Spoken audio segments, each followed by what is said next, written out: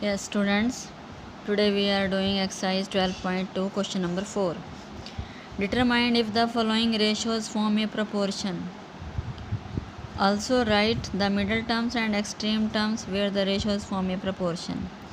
A part 25 centimeter ratio 1 meter and rupees 40 ratio rupees 160. अब ये दो रेशो दिए हुए हैं, दोनों रेशो हमें ये बताना है कि ये रेशो इक्वल हैं तो इसका मतलब प्रोपोर्शन में होंगे।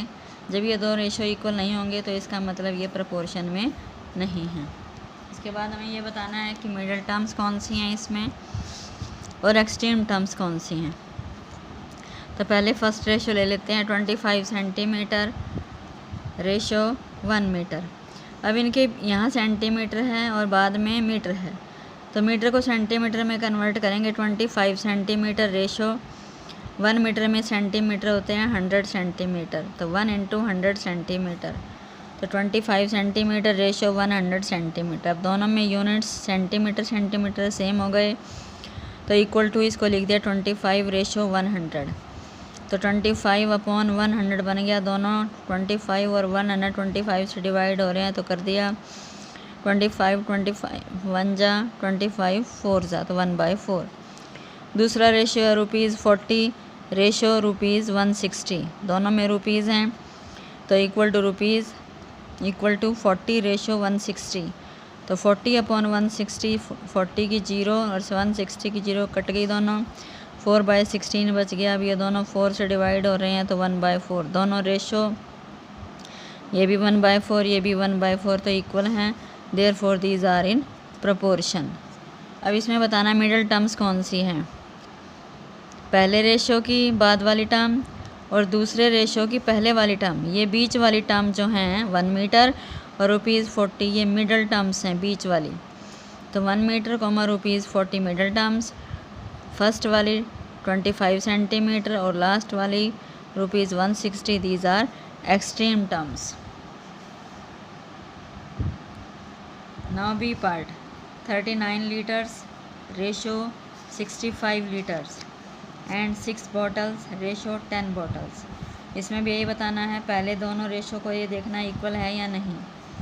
तो 39 लीटर्स रेशो 65 लीटर्स, अब दोनों में लीटर्स हैं सेम हैं तो इक्वल टू 39 रेशो 65, 39 अपॉन 65, दोनों 13 की टेबल में आते हैं, 13 से डिवाइड हो रहे हैं, 13 3 द 39, 13 5 द 65, 3/5। दूसरा रेशो है 6 bottles ratio 10 bottles, bottle same है, कुछ चेंज करने की ज़रूरत नहीं है, तो 6 रेशो 10, 6/10 बन गया। दोनों 6 और 10 2 से डिवाइड हो रहे हैं, 3/5। दोनों रेशो ये भी 3/5 ये भी 3/5 इक्वल हो गया, तो therefore these are in proportion. अब ये प्रोपोर्शन में हो गए। अब मिडल टर्म्स बतानी है इसमें, पहले रेशो की बाद वाली टर्म और दूसरे रेशो की पहले वाली टर्म। ये बीच वाली दोनों टर्म्स जो हैं ये मिडल टर्म्स हैं, 65 litres 6 bottles. Extreme terms 39 litres और 10 bottles. C part 2 kilogram ratio 80 kilogram and 25 gram ratio 625 gram. तो पहला रेशो ले लिया 2 किलोग्राम रेशो 80 किलोग्राम, दोनों में किलोग्राम है तो 2 रेशो 80 बन गया, तो 2/80। दोनों को 2 से डिवाइड हो रहे हैं, 2 और 80 तो 1/40 आ गया। दूसरा रेशो है 25 ग्राम रेशो 625 ग्राम, दोनों में ग्राम है तो 25 रेशो 625, तो 25/625, दोनों 25 और 625 से डिवाइड हो रहे हैं तो कर दिया 1/25। अब ये 1/40 है ये 1/25 है तो रेशो इक्वल नहीं है, तो ये नॉट इक्वल का साइन है, तो इसका मतलब these are not in proportion, तो therefore these are not in proportion.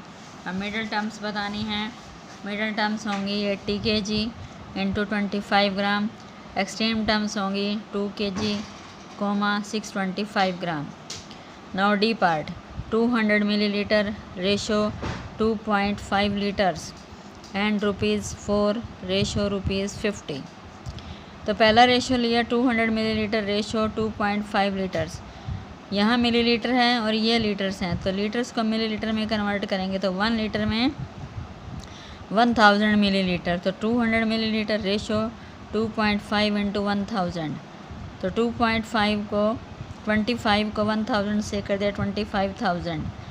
तो यहाँ पॉइंट के बाद सिंगल डिजिट है, तो यहाँ पॉइंट के बाद सिंगल जीरो, तो इसका मतलब जीरो भी हट जाएगी और पॉइंट भी हट जाएगा, तो बच गया क्या, ये 200 millilitre as it is ratio, और ये कितना बन गया 2500 मिलीलीटर। ये रेशो जीरो भी हट गई और डेसिमल भी हट गया, तो इतना बच गया 2500 मिलीलीटर। अब दोनों में मिलीलीटर सेम है, तो 200 रेशो 2500, 200 अपॉन 2500, 2 जीरो से दोनों जीरो कट गई, 2/25।